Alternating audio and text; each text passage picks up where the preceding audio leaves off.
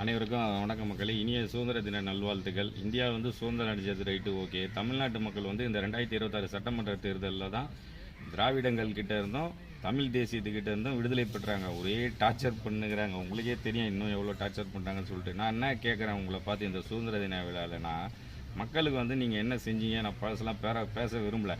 இவங்களும் ஜெயிச்சு 110 நாளுக்கிட்ட ஆகி போச்சு. நீங்களும் விடாமல் வாழ்னு கட்டி நிற்கிறீங்க. நீங்கள் என்ன செய்ய போகிறீங்க மக்களுக்கு? உங்கள் வாயிலேருந்து அது வரவே மாட்டேங்குது. நீங்கள் என்னென்ன பொய் வாக்குறுதிகள் கொடுத்தீங்கன்றது தமிழ்நாட்டு மக்கள் எல்லாருக்குமே தெரியும். நாங்கள் புதுசாக எதுவும் எடுத்து நாங்கள் பேசலை, நடந்ததை தான் நாங்கள் சொல்கிறோம். மக்களுக்கு நீ என்ன செய்ய போகிற? நீ என்ன சொல்லணும்? இந்த மாதிரி வீடெல்லாம் இடிக்கிறாங்களே, அவங்களுக்கு தான் ஒரு ஏற்பாடு பண்ணுங்க. கிடையாது. அவரை பழிவாங்கும் நடவடிக்கையாக தான். அங்கே பாருங்கள், விசிலுக்கு ஓட்டு போட்டிங்க, விசில் ஊதுனீங்களே, இப்படி தான் சொல்கிறீங்க. அந்த ஆக்கிரமிப்பில் இருக்க வீடுங்கள்லாம் பல வருஷங்களாக இருக்குது. 2 கட்சியும் நீங்கள் இருந்த காலத்துலேருந்தே இருக்குது. புரியுதா இல்லையா உங்களுக்கு? இப்போ திடீர்னு ஒரு முதல்வரோட உத்தரவு இல்லாமல், அந்த துறை சார்ந்த அமைச்சர்களோட உத்தரவு இல்லாமல், மாநகராட்சியில் இருக்க அதிகாரிகள் எப்படி இந்த உத்தரவை பிறப்பிக்கிறாங்கன்னு தெரியல. மக்களோட வீடுகளை இடிக்க சொல்கிறது, இதெல்லாம் அப்புறமா விசாரிச்சா தான் தெரியுது. முந்தைய ஆட்சி காலத்திலே கேஸ் போட்டு அது நிலுவையில் அப்படியே இருந்திருக்குது. நீங்கள் தோல்வி அடைஞ்சோன்னா என்ன பண்ணுறீங்க? அந்த கெட்ட எண்ணம் காரணமாக இப்போ அதை செயல்படுத்துறீங்க. அந்த அரசாங்க அதிகாரிகளை வச்சு எல்லாம் இப்போ ரூல்ஸ் பேசுகிறாங்க.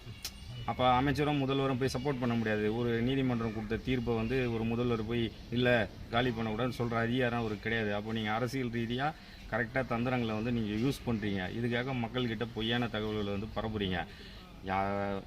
மின்சார உயர்வுன்றது இத்தனை நாள் யாருக்குமே வந்தது கிடையாது. எனக்கும் வரல. சாமானிய மக்கள் வீட்டில் யாருமே அதிகமாக அந்த மாதிரி சொல்லலை. ஏன்னா என் வீட்டு பக்கத்தில் இருக்கிற நான் கேட்பேன், வேணா நேரில் வாங்க எங்கள் வீட்டு பக்கத்தில் கூட நம்ம சொல்ல, யாரும் அந்த மாதிரி சொல்ல. ஒரு சில இடத்துல சொல்கிறாங்க, நல்லா 10 ஏசி 10 மாடி வீட்டுக்கு ஃபுல்லாக கரண்ட்டு பில்லை போட்டு ஏற்றி விட்டு 10 ஃப்ரிட்ஜு வீடுங்களில் வச்சு ஏற்றி விட்டு நீங்கள் கரண்ட்டு பில் உங்களுக்கு பின்ன அதிகமாக தான் வரும். உங்களுக்கு அதுக்கு நாங்கள் என்ன பண்ண முடியும்? அதை போய் நீங்கள் போய் கேளுங்க, ஏங்க இவ்வளோ வந்திருக்கு அப்படின்னு சொல்லி. நீங்கள் என்ன கட்டிட போகிறீங்க இல்லாத காசை? என்னமோ காசை போயிட்டு கொடுத்துட்டு அந்த மாதிரிலாம் பேசுகிறீங்க. உங்களுக்கு தான் எல்லா உரிமையும் இருக்கா? போய் கன்சியூமர் கோர்ட்டில் போய் கேஸ் போடுங்க, இந்த மாதிரி ஆயிடுச்சுன்னு சொல்லிட்டு. அப்புறம் தெரிய வரும் விசாரணையில் என்ன நடந்தது ஏது நடந்ததுன்னு சொல்லிட்டு. இங்கே தான் எல்லாமே அரசியல் பண்ணுறாங்களே. மக்களோட சாப்பாட்டிலேருந்து சுவாசிக்கிற காற்றுலேருந்து தண்ணி வரைக்கும் அரசியல் பண்ணுறாங்க. மக்களோட அடிப்படை வாழ்வாதாரமே என்னென்னு பார்த்தீங்கன்னா உணவு, காற்று, நீர்.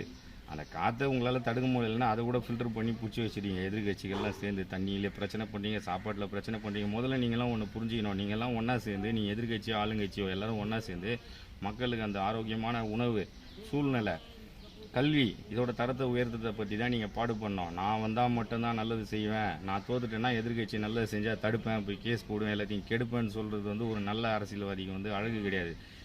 மக்களை ஜாதி ரீதியாகவும் இன ரீதியாகவும் நீங்கள் பிரித்தது மட்டும் இல்லாமல் தமிழர்களை கட்சி ரீதியாகவும் பிரித்து வச்சிட்டீங்க. மற்ற மதங்கள் அப்படி கிடையாது. அவங்களாம் ஒன்று கூடி முடிவு பண்ணி ஒத்துமையாக இருக்கிறாங்க. யார்